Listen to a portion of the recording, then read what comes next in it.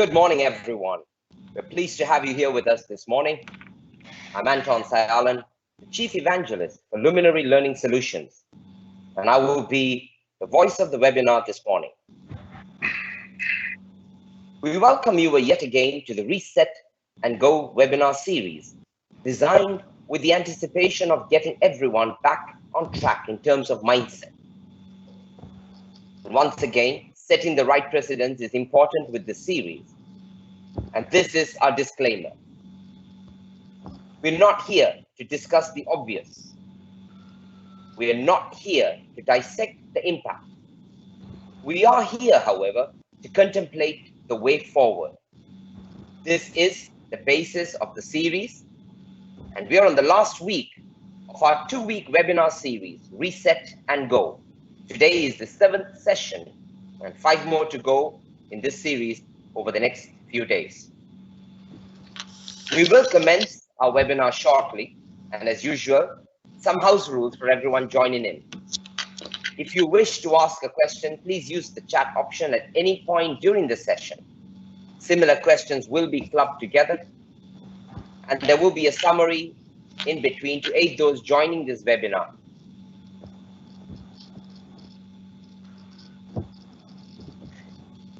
The topic for the session today is re-establishing trust and confidence and motivating under trying circumstances and the leadership challenges after COVID.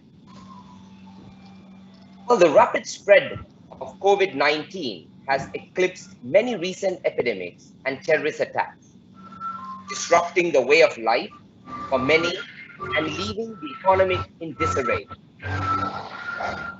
The significance of this crisis is far-reaching, and in light of certain challenges, understandably, business leaders are justifiably concerned about other uncertain risks and their next course of action. And we do understand, we do recognize that companies are in different phases of dealing with the outbreak, but we are also looking at resilient leadership, and as leaders, how they guide their organizations through the crisis and over to the other side. Well, I'm pleased to announce our guest for this morning session, Ashika Gunasena, CEO of Chrysalis Sri Lanka, David Ray, Director of Manufacturing, Nexus Sourcing Limited, Nalin Pereira, CEO, Mobitel. Our host this morning is Senaka Premaratna, Country Manager, Abar and Company, Market Expansion Services for Novartis, and a trainer with Luminary Learning Solutions. Sometimes it is the quiet observer who sees the most, and certainly nothing gets past Mr. Vidusha Nathavitarana, founder and destiny architect of High Five Consultancy and Luminary Learning Solutions, in the wings today with me. Well, thank you everyone for joining in this morning. And Senaka, over to you, sir. Thank you, Anton. Good morning, everyone. Speaking of trust, confidence, motivation, and leadership, these are close knit terms, and speaking of them separately is like quite a challenge. However, the collective expertise we got today probably will be able to shed some light upon each of these areas as separately as possible. So good morning and welcome board everyone, and good morning to David, Ashika and Nalin. Good morning, Senaka. Good morning. Nalin, I would like to actually start this discussion with you with your permission. Sure. Speaking of trust and confidence, what kind of management behavior in your view would build trust and confidence among staff? Well, I think it's a very good question. If you take the current situation into account, there's this very famous saying which says, "No ship is seaworthy until it hits the storm." So this is as it says to most of the leaders as to how you are facing the current situation from your business perspective and how you would move forward for the future. unless otherwise you address the current issues and concerns that you have within the organization, you're not going to address this situation immediately.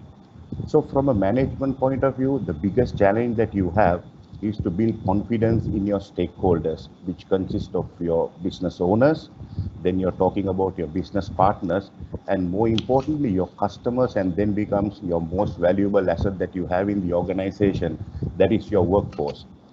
In a situation, this is totally a new culture. I'm sure like this is not something new to the Western world. But if you look at it from a Sri Lankan perspective, working from home, keeping away from office and doing your day-to-day work has become something totally alien to some of our employees. But in a situation like that, how as the management would keep in touch with them and how you motivate them and how you would get along with them to get the best out of in a situation like that has been a challenge. So we as an organization, what we felt was when this academic thing came into the light, we had a business continuation plan. So thereby we had a representation of most of the key people in various divisions, and we planned well ahead how we are going to face this situation in a crisis situation. And based on that, we had a scenario plan, we had a business continuation plan, and we ensured that all our staff are geared and they were given the required tools to work from home, the required expertise was shared, and based on that, the transition for us has been very smooth, I would say. Working from home has not become like something very difficult to work towards our objectives that we have set for the organization. Thank you, Nalin. Quite a good entry to the whole discussion. David, just to get your views on this, basically, taking stock of the ground realities and how it will affect your business more specifically is, in my view, is very important prior to taking action. What I'm trying to get at is, in the whole enthusiasm, sometimes management can invariably get engaged in trying to repair what is not broken. What are your views on this, David? Good morning, firstly. I think, it's fair to say that, in any situation sort of post-disaster, if you want to call it the current situation a disaster, it's going to have a certain and extensive aftermath, both personally and professionally, for a lot of people. I think what's really important is that as business leaders, we think very positively about how we can impact on our business and recover to get back to a sense of normalcy as quickly as possible. I think myself and the other sort of decision makers in any organization need to consider and strive to to shape the future of our business and aid recovery as quickly as possible. I think one of the biggest things that we'll be doing here at Next Manufacturing will be making sure that engagement with our workforce is as clear as possible. It has been very, very challenging over the recent weeks to work remotely, bearing in mind that our business per se is very, very labor intensive. We've got 3,500 associates, a relatively small management team, and to deliver a very consistent message and engage with your workforce has been somewhat very, very challenging, shall we say, in the least. But to go back to your point, I think that there are a number of things that we will be working very, very closely on, and that is maintaining that trust and integrity with our workforce, making sure that we have a very clear line of sight, and people need to understand what contribution they need to continue to make to our organisation. People need to, despite the difficulty and the adversity of the situation, need to still have a sense of pride and belonging and association with the company. We definitely need to leverage our influence on our employees, and for me personally, that is about leading from the front and being sort of very, very high profile in the business in the sort of future weeks and months that lie ahead. And really, really important is, I think, that the say-do gap between what we say is going on in the business and what actually happens, needs to be really as small as possible. Yes, thank you, David. Ashika, do you have anything to say?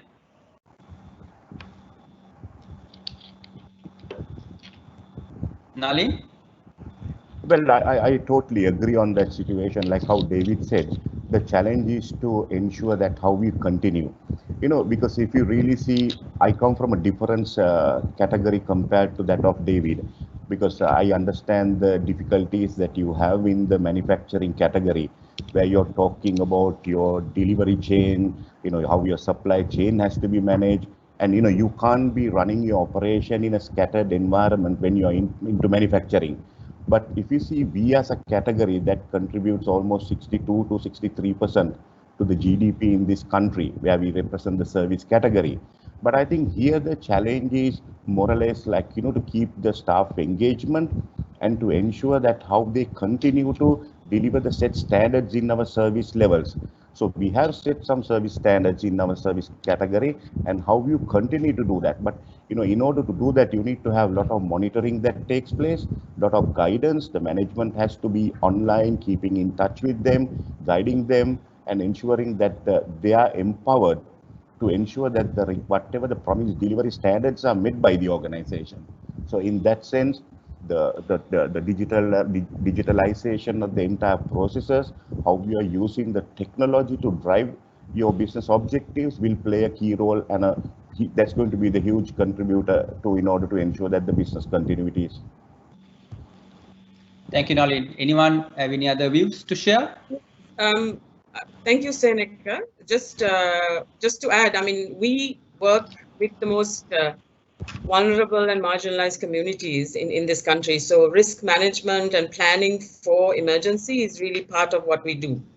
So I think in this case, the investments that we had made previously about really enabling communities to respond to not maybe such an unprecedented crisis that we are facing now, but other crises that they face on a daily basis has really helped us as an organization to now really respond and to really engage with them. And I think both David and as said before, to really invest in your workforce, in your employees, to be able to really manage such crises should be part of your daily business. And that is what we have been doing for a very long time. As we responded to the tsunami, as we responded to the conflict that was in this country, the preparedness. And what I mean by preparedness is really enabling your teams, your employees, and the communities that you work with to understand what does risk look like and what do we have to put in place if we are going to face such a situation has been very important, and as an organization as well, to really be able to understand that the business cannot continue as is during an emergency. And then how do you then establish certain protocols in the way that you manage your finances, in the way that you manage your procurement, in the way that you manage your human resources is very, very important. And I think internationally, because we are linked to CARE International, they have already such very stringent guidelines and protocols that have worked all over the world. So I think adopting them and enabling your staff, especially, to kind of get into gear and be ready from day one when a disaster hits is really has been a key for us to be able to not only take care of ourselves as an organization, but also then enable the communities that we work with also to respond well. And I mean, just to give you one example, because we had made some such investments in the tea plantations, in rural communities, we already know such mechanisms are working, and these communities are already responding on behalf of the communities in which they live. So I think that prior investment in response and understanding the risk, as all of us have said, is very, very critical. Thank you, Ashika. In my own experience, basically how it's true, business continuity plans, risk mitigation plans, these things really help. Basically, they basically guide you. Are really helpful in these circumstances. For me, my little that I tried out, you know your team at senior management level, you know your team, you trust their capabilities, and that's why they are in the senior management, and you just paint the picture what it is not to the best of your ability. You don't have to know everything as a leader, and this in such circumstances, but just tell them this is what it is look like. Take charge of the situation. and empower them. I have seen empowering people has really, bring a lot of good in these circumstances, because it's only when people take charge of the situation that the ship will continue to sail. So these what I have experienced. All right, Ashika, moving on, I think probably you would like to have your views on this one. Every company in today's context, every company is sailing unknown waters, expected to reach the new normal that nobody knows. And companies will have their own challenges to face. In such a backdrop, in your view, what would be the most sort of motivating factor for the staff? Is it sort of the steady income or job security itself? I think, I mean, speaking from my experience and we are a small company, I think for us, what we feel is, I think job security is being more important for our team. But I think it's also because of what we do.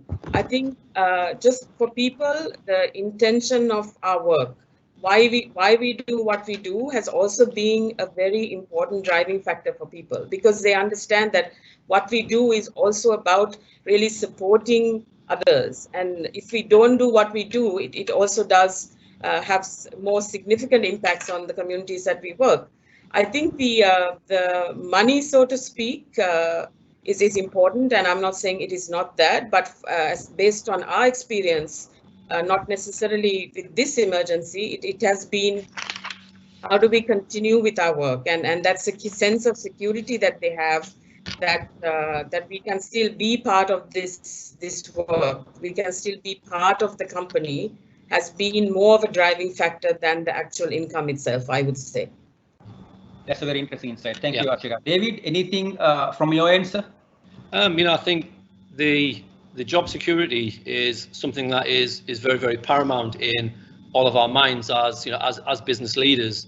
I think you've got currently for us 3,500 people who are in the majority sat at home wondering what the future entails for them, what the future entails for their families, and I think there's a sense of pride in that we're trying to protect people's jobs at the moment. It is very, very difficult, and I think that given the current status of a lot of companies' order books, particularly in the apparel sector, where companies have now seen their whole order books have been cancelled, and those people that may have a job to return back to may not actually be able to carry out that work because their order book is totally cancelled. And a new phase of design, development, purchasing of raw materials needs to take place before the organisation can then start again. And that will, in no shadow of a doubt, breed a lot of uncertainty. And you read in the media every day about the apparel sector facing a crisis. How many people will be retrenched back into the into the jobs market. And from our own personal perspective, we're doing absolutely everything we can to give that clarity to our people that as a management team, we're working day and night to make sure that when we do resume our operations in its entirety, people are going to be able to continue on, with their job, with their livelihood, and that support is going to come through for their, for their family and for their loved ones. Thank you, David. Nalin, do you think this phenomena changes from industry to industry, or is it common thread right across? Well, I think if you really look at this situation, is not unique to any category or any industry or to any organization. If you really look at in the past, when we had to face situations, the situations more sector specific or industry specific. But here we are fighting an invisible enemy, and none of us know what is going to happen tomorrow. But in a situation like that, I support all my other panelists what said. But like how they said, I think the job security plays a major role. But here the most important thing is how you keep a constant communication with your staff, with your respective management team, to ensure and give them the right view where the organization is heading. Here the last thing that I want the people to get messages from the grapevine. And they come to assumptions. There will be retrenchments, there will be pay cuts. But if you keep them constantly engaged and if you keep them informed where the organization is heading, yes, we are not sailing in smooth waters, but we have rough seas. But how we get together and how we work as a team and get everyone's input to take the organization forward, that is where people will start thinking out of the box, trying to do more innovative things. They will go beyond their power of their duty. They will do what his colleague should be doing more than what we confining only to your role. So they are the constant engagement with the staff and keeping them updated on where the organization is heading will play a major role. That is something that I strongly believe. Thank you, Nalin. I would like Nalin to respond to this next sort of not a question exactly, but does this conventional reward and recognition methods work? We know reward and recognition is valid under any circumstances for people, employees. But would traditional systems, traditional processes work in a situation like this, Nalin? Well, I know everyone likes to get rewarded and appreciated, but I think if you go to continue the conventional way of doing things, I don't think it's going to work in a situation like this. But here, more than like a physical reward that you give it to give it to your employee, I think what matters is if your manager calls and says, "Hey, Senaka, you have done a great job. You have gone beyond your duty." I think that will motivate the person more than just giving a reward at the end of the month.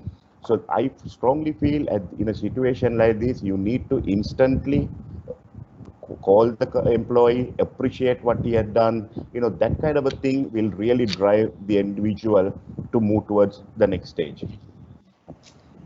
Thank you, Nalin. Ashika? I mean, I agree with what Nalin said. I think, something like trust and confidence, you can't switch it on as and when you like it. And it's something that you invest in a long time. And I think if you already had a team and a system and a process and a culture that enable that trust and confidence, I think, facing a crisis becomes so much easier. And I think really enabling your staff, wherever they may be sitting, in the field, in headquarters, your executive team. I think if you had created processes and I think really a culture of trust and confidence, I think facing a crisis is not, I'm not saying not so difficult, but I think it becomes easier. I think, and also asking for solutions from everybody, I mean, not necessarily your executive team, is also very important. Sometimes, these may sound a bit cliche, and it's in every management book, talk to people, participation, but it takes time, it takes effort for the senior leaders to really invest in that over a long period of time. And I honestly think that the investment we make now is not necessarily even how we respond to this crisis now, but it is for future crises, and these crises will come. So the investment we make now is really for the future, not necessarily even for what we are facing now. Yeah, your expertise is in emergency response. So in your protocols that you adopt, what kind of provisions or kind of made for reward and recognition? So, I mean, so as soon as an emergency is declared, for example, right, we set up an emergency task force that comprises of everybody in the team. So the reward and recognition not necessarily may come from monetary rewards, but it is, as Nalin said, how are they involved in decision making? And also they become people who have not been part of the executive team and they are now running the emergency task force. They become immediately more of a decision maker in the way that we respond to a decision. And of course, people then work 24 hours of the day. So as management, we do recognize that, and we do provide, some incentives, but I don't think it's the incentives that drive it. I think that leadership that you provide, and from a protocol position, we clearly state that when an emergency happens, it is the emergency task force that take decisions. So almost certain members of the executive team step aside for the emergency task force to take action. So I think that kind of giving the leadership an opportunity for them to then drive what we do is, I think, is a huge reward. And then it gives them practice, it gives them a sense of being and sense of kind of appreciation, because they are the ones who then, pretty much run the organization for that time frame of the emergency. Thank you, Ashika. David, making people feel important in a situation like this, how has it helped you in your operation? I think making people feel important, I think one of the biggest sort of key elements for me and for the senior team that report directly to me has been making them feel included in the process. I think, experience would say that if you've got someone who just makes decisions and tells people exactly what to do, then that approach in most cases is going to always meet with a certain amount of resistance. I think if you engage properly with your employees, whether it be the senior management team, general management and the next level down, I think you stand a much better chance of people sort of getting on board and trying sort of believing in the sort of ethos or the culture of we're all in this together and everybody wants to pull in the right direction. Our business, as opposed to the telecommunications or the other areas, is we've got a very labor intensive, and for a lot of our operators it is all about the money. It is all about what's in it for me, what am I going to get at the end of the day. And I think when business does return to normal, it won't be the same as it was previously, and we may need to look very, very closely at how we incentivize our employees sort of going forward, as opposed to having a straightforward efficiency-based calculation or based on time in full to the right quality standard. We may need to engage our employees in a completely different way. And for a lot of businesses that have probably hemorrhaged millions of dollars over the last sort of 2 or 3 months, I think getting to break even or ground zero is going to be a massive challenge for a lot of people. And we may need to look at holding off on incentivizing the situation until the company does return back to profitability. I'm sure there'll be a myriad of ideas and people with their opinion on how we're going to incentivize our industry going forward, but I don't think it can be the same sort of post COVID-19. I think the world will be completely different. Thank you, David.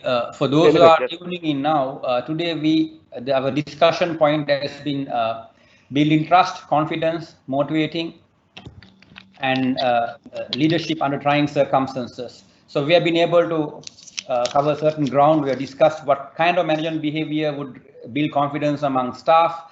Then would it important for a company to take stock of the ground realities before jumping into action? You have to be very careful not to repair what is not broken, in my own terms. Then we spoke of what would motivate people. Is it steady income or job security? And then we spoke of, most importantly, would the traditional reward and recognition methods work in a situation like this? So stay tuned in. Moving on, Nalin, how in a situation like this, how would you get people to value their jobs? Well, I think it's a very good question, because I think everyone in a situation like that comes to many conclusions and many assumptions. But I think at this stage, the biggest challenge we as leaders have is to ensure that we continuously grow our business. I think if you continue to grow your top line, if you get your team and give them the correct direction and how they should move forward, and I think then ensuring them the job security and ensuring the stability of the organization becomes kind of easy for the leader. So in that sense, I think, like how I said, you need to grow your business, because what most companies do in a situation of this nature, we come from a very capex intense industry. The first thing that you will do is you will try to cut down the investments, you will try to cut down the benefits of the staff. But I'm a great believer in a situation like that, you should not touch your employee benefits, or neither you shouldn't go to touch your investments. The things are going to be tough, but I think you need to look at things in a much more positive way. Every disaster situation like this also creates a small window of opportunity for your own category or for your own sector. So look at it in that sense, look at it positively. But if you have the right preparedness, because I think now, like how you used to do annual planning, contingency planning, I think we have been facing crisis situations from time to time. So organizations will have to bring in this as part of the planning process, where you have the preparedness to face any crisis situation. So thereby you always have a scenario plan when you face a situation of this nature, how you and your team could react, rather than waiting for the situation to arise and waiting for the situation to come today, and then tomorrow are you going to plan how you are going to handle this situation. So then only you make some ad hoc decisions, you make some wrong decisions, so then that will not do much good to the organization. So in that sense, if you have the proper preparedness, if you have the business continuation plans as part of your planning process in the organization, I'm sure you can drive towards better results from the organization, which will build confidence to the staff as well, because then they know your management team is not looking at the current context and doing their plans, but they are looking at various scenario situations and planning accordingly as well. Thank you, Nalin. We got a question. Here it goes. Senior teams make decisions which affect employees. How do we as leaders manage this situation? Actually, I think the insight, the question here is that the probably the employees, frontliners are not engaged in these from the way I was. David, can you here, sir? I think that engagement with the with the workforce is key. Not just at any time, but more so in a situation that we're currently facing. I think a number of things for me. One, the communication has to be effective. The effective communication casts down through the organisation, and I think if the communication from either the CEO or the person who's the most senior in the organisation comes down and casts down through the organisation, the message will be delivered. I think the next thing for me is about the transparency.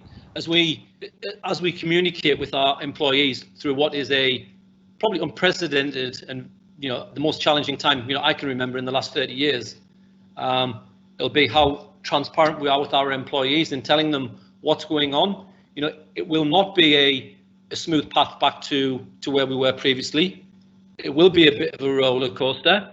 We will hit a few speed bumps along the way, but I think we've got to be very open, very honest, and very transparent in our dealings with our employees. Because if you lose that, then especially in an organisation where you might have people who was not as well educated as the senior management team, then that communication has really got to be super, because once the room mill starts in a very, very labour intensive operation, then the situation can get out of control quite quickly.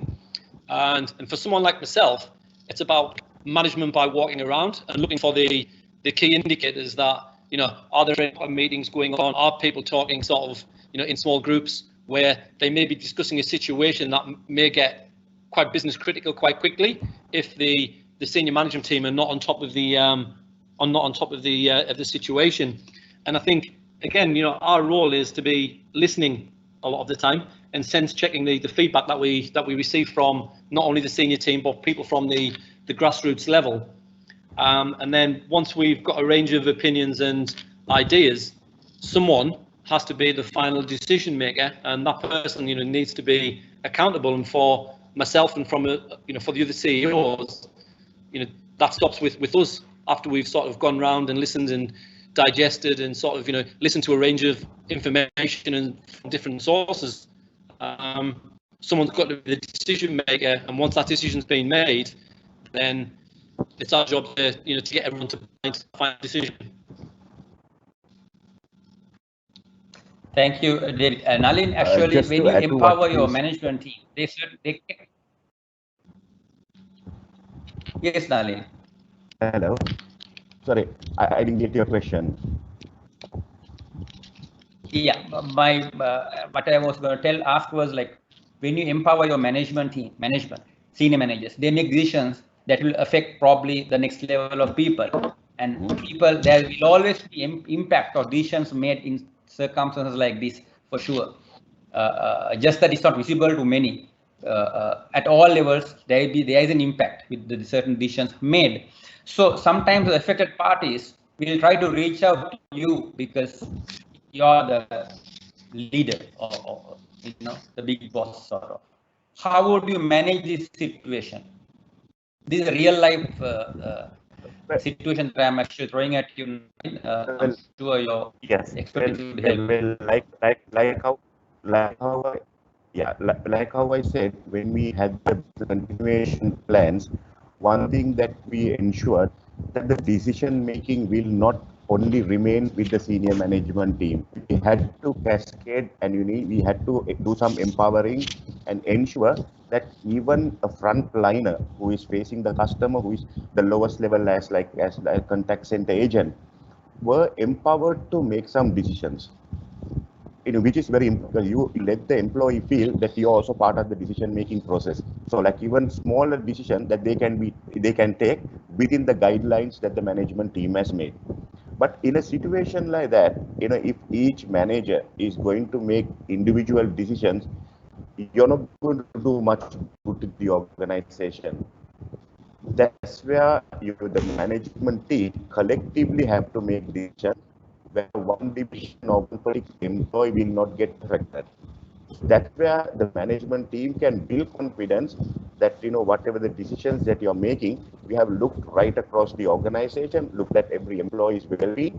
Based on that, we have made decisions. So thereby, it will not affect a particular division or a particular individual per se. So which is very important. So otherwise, you send the wrong message by making some clustered decisions, and it creates kind of a confusion within the organization. Thank you, Nalin. I think the next question goes alongside that. Politics is very interesting. Does it generally increase during a crisis? This question is coming from the audience. Well, it's like this, you have to be fair, they will have some requests coming your way. But you need to be neutral, you need to be organizational specific, and you need to be making some decisions in a very objective manner. So for politics per se, you can't make decisions and move forward with the end. You're also responsible for the profitability of the organization. Also, you're responsible for the citizens of this country. We as a service provider, everyone expects us, whatever the situation it is, to ensure that the communication continues, because today your data connection, your mobile phone is good as oxygen. So you're looking for it all the time. So in a situation like that, yes, you will have political requests, but you have to make the right call without affecting the organization, without affecting your end user or your the rest of the stakeholders. Thank you, Nalin. Ashika, let me throw this question at you again from our audience. Yes. For an employee to build trust and confidence with its management team, is it the productivity or loyalty that plays a major part? Question from employee's perspective. What matters? Is it productivity or the loyalty? I don't think that you can say it's either or. I think both these elements are very, very important. Loyalty it's something that is absolutely important. But then, if you don't have productivity company, then you're really also not, viable.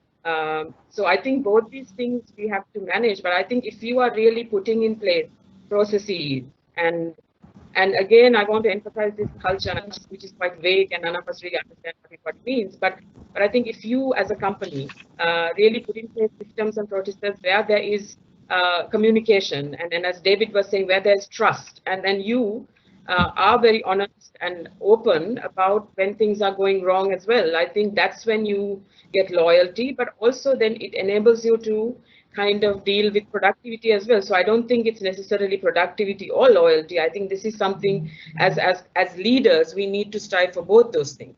Because blind loyalty is also not necessarily what makes a company thrive, because you need to have employees in a crisis or not in a crisis situation who also challenge the leadership in a productive way.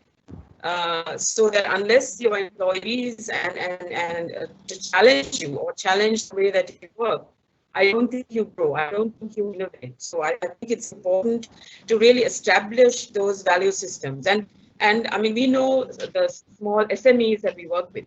I mean, these are maybe 5-6 employees, but the innovation is coming out in a crisis because they have really invested in their small workforce.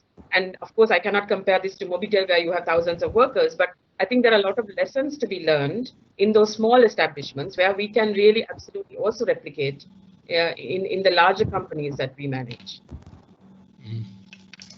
Thank you, Ashika. From Senaka, my I agree with what. Yes, Nalin. Yes. No, I agree with what Ashika said. Like, I think in the end, it's both these elements are very important to any organization. Like how she said, like, okay, when you have a bigger staff cadre, you know, in the end, the biggest question is how you measure the word loyalty. Does that mean because an employee has been with the organization for so many years that he is a good employee, or a person who has just joined the organization who has delivered his KPIs and who had exceptionally fared well? Do we value that individual's productivity? But in the end, I think it has to be a combination of both if the organization is to prosper and to move forward. Purely having loyalty or purely having the productivity per se is not going to assist any organization to move forward. You need to have an ideal combination and a balance in both of these if you want to move forward. Yeah, and I would just add to that and say that, you know, I was just going to add to that on what Nalin's actually said there, that, you know, I think it's very, very key, you know, as business does resume, that, you know, the objectives are joined up across the business. I think the real danger is that when we do return, people start working in either in isolation and they don't understand what the main KPIs that are going to drive the business forward as sort of business starts to resume and sort of gather pace. And that's where it's really, really important to build the ownership amongst the team and amongst the stakeholders in the organisation. And I think the only way that we're going to do that is by empowering people, which then drives the performance. Ultimately, at the end of all of that, will help to drive the productivity, and that productivity will be what takes the organisation back to either its former status or back to profitability.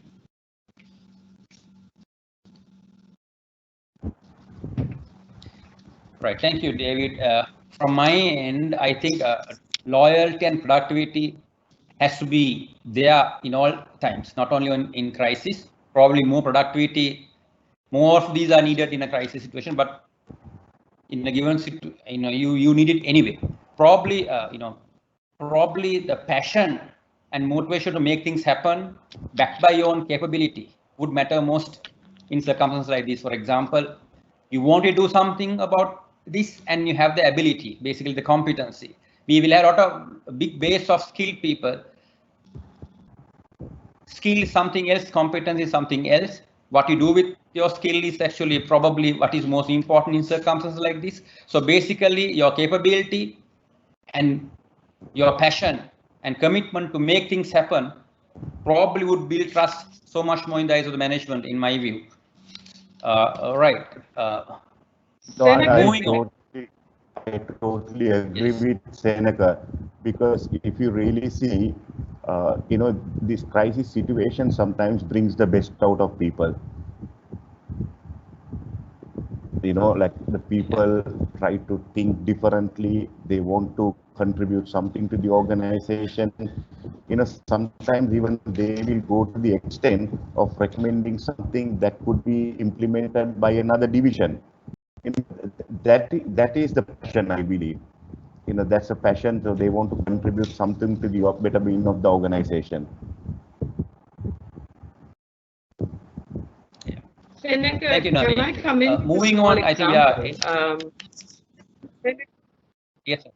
Seneca, could I just come in with a small example? I thought this might be important. Yes, In the tea plantations, we have set up something called a community development forum, which comprises of the estate management and the workers. And what's really interesting is now we've invested in sort of in the ability to analyze problems together, in the ability to plan together, in improving communication between management and the workforce. And this investment has really played out very well in these circumstances because they now have the mechanism. They know they have a way that they work with each other. So in this crisis, it's been quite inspiring what these community development forums on the estates have been able to do in responding to the crisis, not necessarily looking at the most immediate needs of communities and production itself, but looking much more at what's going to happen long term. So because we invested in that mechanism, a two-way process where the workers and the managers really talk to each other across the table and then define what they do under normal circumstances, but also what happens in a crisis. I think these kinds of systems is worth investing in, not necessarily in, as I said, in the tea plantations, but in any company where you do have these mechanisms where on a daily basis, you kind of invest in the preparedness, you invest in how you respond to a crisis. And it's easy for me to say because we don't always do that. You don't imagine this kind of crisis. But I think at least now we should be making those investments. Thank you, Ashika. For those who tune in now, today's discussion point has been building trust, confidence, motivating, and of course, leading under trying circumstances. We've been able to cover areas such as what would build trust and confidence amongst employees, should the company take stock of the ground realities and how it affects the company in specific terms before taking action. Then we spoke of from the employee's perspective, what would really matter to them, steady income or probably job security. Then we spoke of would the traditional methods of reward and recognition work, and then also we discussed very important point, how do you get people to value their jobs? And then we are actually talking of the passion piece now. We spoke of how to build trust and confidence in many aspects. Talking of passion, how do you overcome this? Can we use the passion piece, igniting passion, as a tool to overcome resistance to change from the employees? For example, let's say not in your company, you reinforce your purpose of existence, the company's purpose of existence in the employee minds from top to bottom. Would it be of help in overcoming resistance, of course, the decisions made in these circumstances?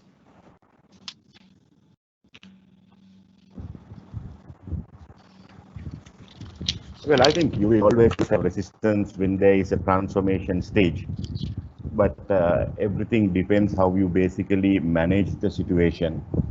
And if you have a proper plan for that transition process, I think then you should be able to be successfully implement right across the organization. I think also, Senaka, I think building that sense of purpose and passion for your company, it should not be an artificial exercise also. I mean, I think you need to ingrain it, you need to demonstrate this as a leader.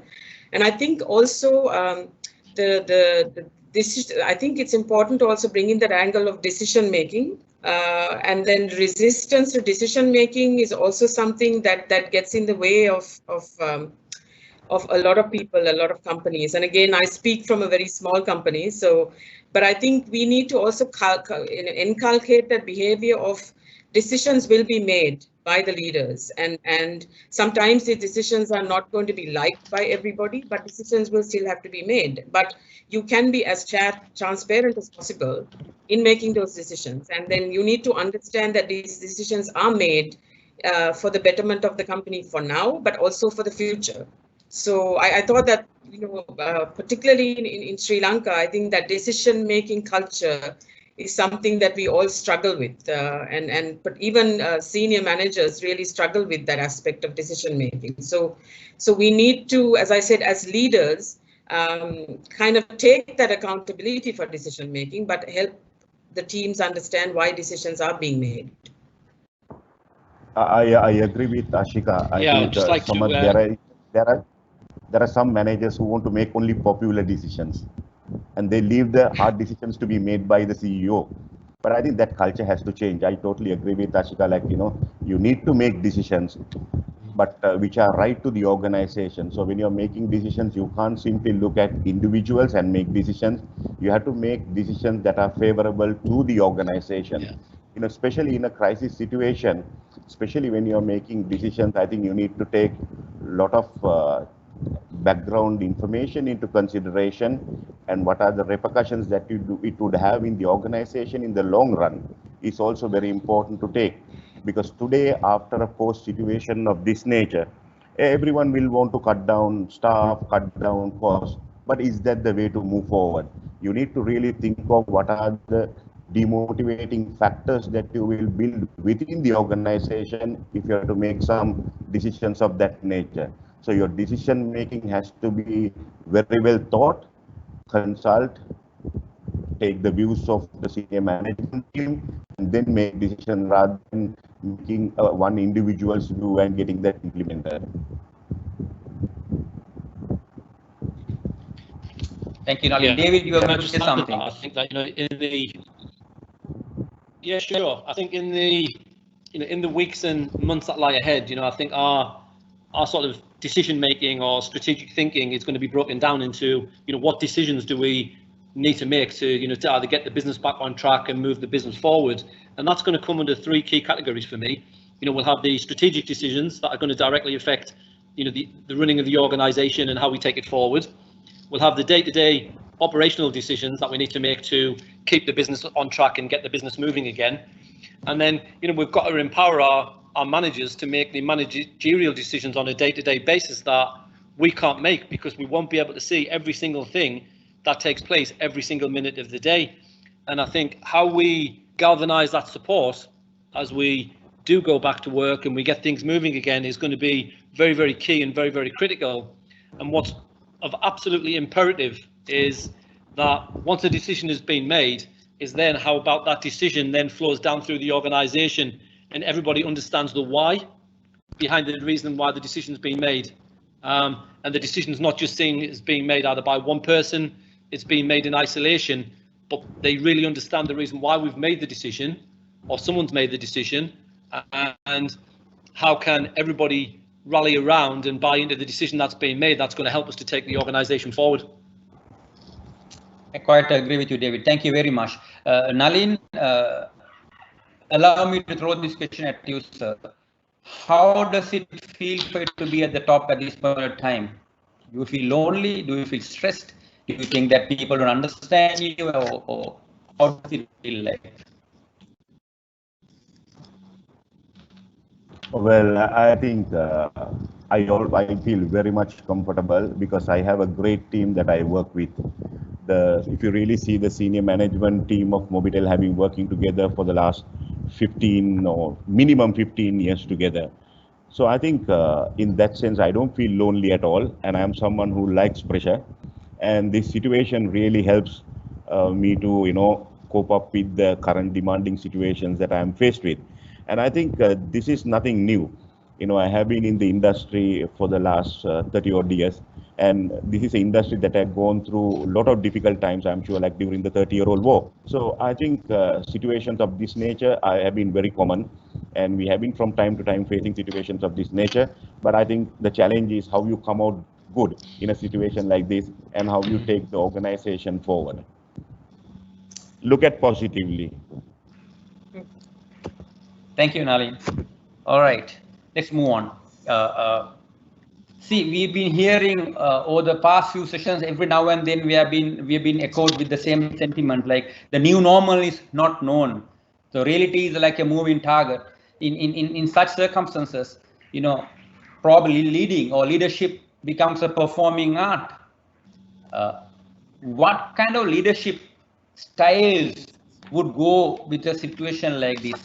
We talk of autocratic style, democratic style, laissez-faire styles. Which one would work in situations like this? I don't have anyone specific in my mind when I ask this. Throw this to the panelists. Anyone of you are more than welcome to respond, please. Let me just, sorry, go ahead. No, after you, Ashika. No, I just want to also say, I think we need to kind of be mindful of these labels. I think you have a kind of a unique leadership style, I feel. I'm not an expert, but I think you need to also kind of understand that your kind of default mode often works, and you understand how it works. But in a crisis, you need to also understand how you process information, how you interact. What is your crisis mode? So I think rather than really label a leadership style and say this particular type of leadership is good for crisis, I think it's also good to really understand how is it that you manage. For example, if I speak of myself under a crisis, I tend to really rely on my team. I tend to consult more. I tend to ask more opinions, and then opinions also, I think it's important to know that you ask diverse people. For example, am I asking the women in the organization? Am I asking the young people? So I think the leadership style also needs to kind of adapt to the crisis. So I'm a little bit against labeling the types of leadership, but you need to understand what is your style, and then also understand in a crisis you might have to adopt that style. Senaka, just to add to what Ashika said, I think the collective decision making is important. Like in the end, though you are the leader in the organization, you're not the expert of everything. So I think collective decision making is important, but there comes a time where you have to draw the line and make a decision. That's where the leadership comes in.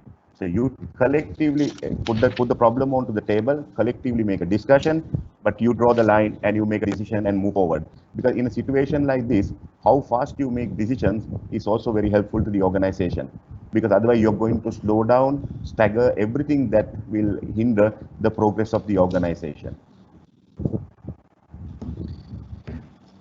Yes, David, you're going to say something. Like to follow up. Yeah, I'd just like to follow up on that. I think in a time like this, I think there's no one particular management style is right or wrong. I think we all will probably have a very adaptable management style that sort of ebbs and flows with the challenges that get put on our desk on a day-to-day basis. Me personally, I've relied on the team during the last sort of 6 weeks where we've been locked at home. I've got a core team that I consult with on a daily basis. I value their opinion. We sit and we bounce things around a lot. And between us, most of the time, we come up with what we believe is the right answer to act in the best interest of the company or the organization. I think the current situation is unprecedented. None of us will have all of the answers. And at times like that, we don't need to be afraid to look outside of our immediate sort of contacts and look for specialist advice or specialist help if we think it's in the best interest of the organization. Because if we become paralyzed by fear or not making a decision at all, something that we don't do today will undoubtedly have serious implications tomorrow. Yes, I quite echo the sentiments of all three of you. Label doesn't matter, and you are talking about trying circumstances, right? So if whatever style may be, if something works for you, basically transforming fear and uncertainty into confidence, that will work out best. Label doesn't matter. Thank you very much. We have a few minutes left, couple of minutes left. I would like to actually throw this question at Ashika specifically, because again, I echo your specialty is emergency response. And we talk of in organizations, they have business continuity plans, risk mitigation plans, so on and so forth. And I think they are quite bringing them to practice as of now. But you are an expert in this. What kind of specific, I'm sure no company would have basically anticipated a crisis to this extent in doing their business continuity plans. What kind of insights that you can share with us in a situation like this, Ashika? As I said, we already have an emergency preparedness plan. This is required by us because we are part of we are an affiliate of CAI International. So it is required that we have an emergency preparedness plan. But of course, we never imagined this kind of crisis.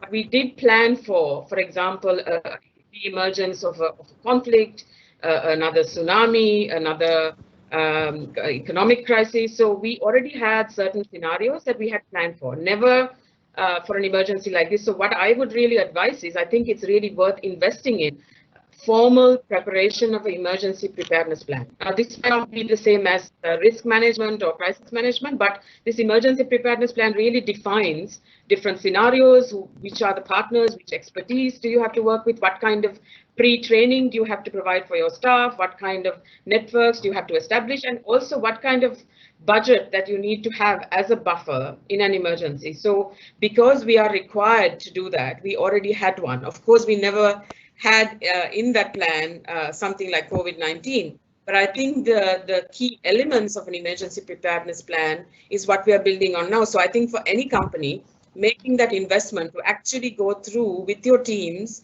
a step-by-step process of developing an emergency preparedness plan and making the investment that is required now. And that includes training. That includes also allocating parts of your budget for that training. So I think, it's easy now, we can imagine we have a plan, but I think really positioning yourself with that plan, even now, very important. And that requires investment, and that requires political will right from the top, because often, senior leaders don't necessarily go down to these details of really investing in planning in such a way. But I think what's worked for us, and it is because, as I said, this is our usual business, is that investment. So we spent 3-4 days really planning, making this emergency preparedness plan, and I would recommend that any company do that. Well, thank you, Ashika. One final question to all of you before we wind up. What's the toughest decision you have made during these circumstances as of now? Well, can I take the lead? Can I answer, Yes, Senaka? Yes, please. Well, I think I don't have to explain how competitive the industry that we are in. The biggest challenge have been like during this crisis time, a lot of our competitors have been trying to purely go on various strategies like in the pricing and things like that. So in a situation like that, there are so many offers given into the market. In a situation like that, the challenge is, are you going to follow them and just to be a Me Too product in the market? Or are you trying to encourage and drive your team towards innovating and doing something different to what the others have done? So I think in that sense, that's a very tough decision, because every decision that you take is also going to affect your bottom line as well as your top line. So, but you need to make some decisions, but you need to make sure that you are seen as different to your competitors in the market. So that have been the toughest decision that we have been facing, by always protecting the customer interest as well in the end.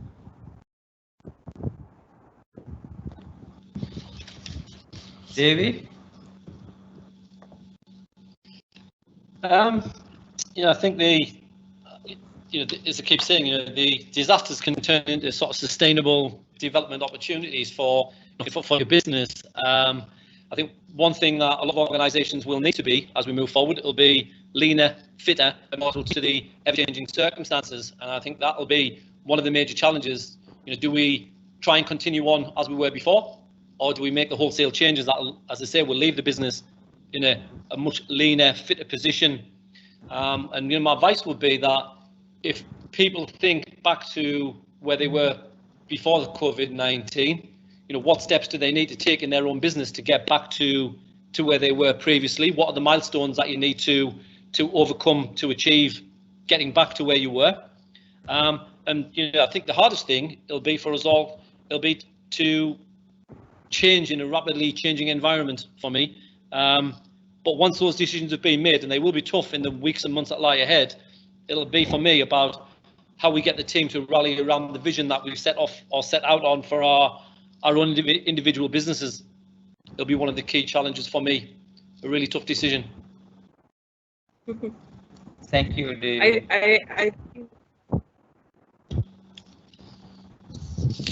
I think for us, it's exactly, I would agree. Yes, I would agree with everything that's already been said. I think staying course with our mission, understanding that the realities is going to be very different. There's a new future that we have to plan for. But I think staying strong and really committing to what we have set ourselves to do in these countries is really important. And I think the toughest decision for us will be to kind of really define what we become in that new reality. So and that could mean taking really tough decisions about what we do, and making tough choices about saying no to some of the things that we're doing currently. So.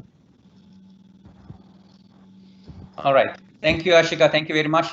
With that, we wind up today's session. Thank you for everyone who tuned in, and thank you for all the questions thrown in at us. Much hope that we've been able to add some value. So I sign off. Anton, over to you.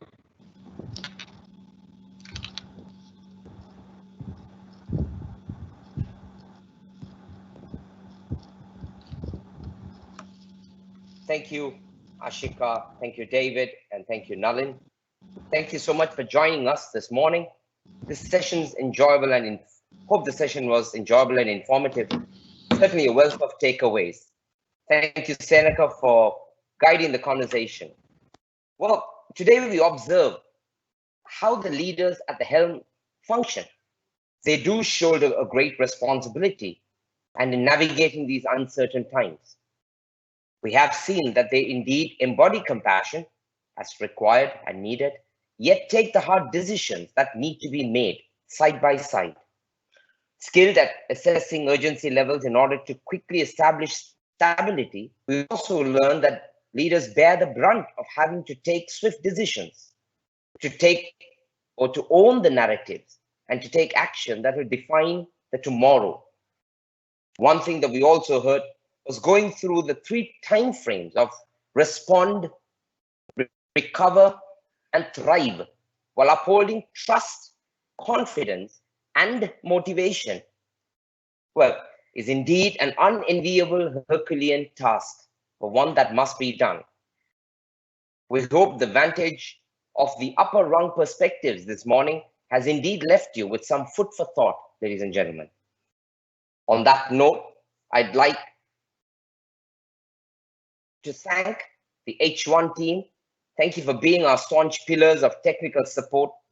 I do know that Samath and his team's tremendous capability and untiring efforts amazes us every single day. Well, ladies and gentlemen, today you've tuned in to the 7th of the 13 topic lineup, and tomorrow we are discussing a much anticipated or eagerly anticipated topic, using the pandemic as a launch pad to go digital.